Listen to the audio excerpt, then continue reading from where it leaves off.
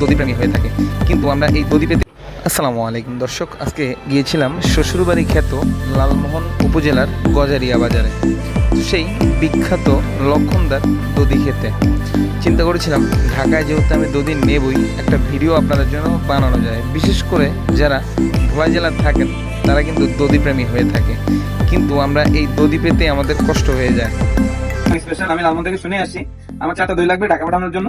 তো লালমোহনে এই মানে দই নাই, এক বড় ভাই আমাকে এখানে খবর দিল যে এখানে আছে, তুমি গেলে হবে। এটা হচ্ছে লালমোহন পৌরসভার গজারি ইউনিয়নের গজারের মধ্যবাজারে।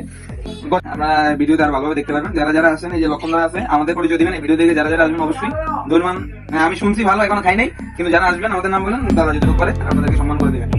যেহেতু আমি ঢাকায় দধি পাঠাবো, অবশ্যই ছানার মিষ্টি লাগবেই, না হয় ভোলার মানুষের জন্য বিষয়টা বেমানান হয়ে দাঁড়াবে। যাই হোক, চলে গেলাম ঠিক উল্টো পাশে লক্ষণদার দোকানেরই একটি মিষ্টির ঘরে।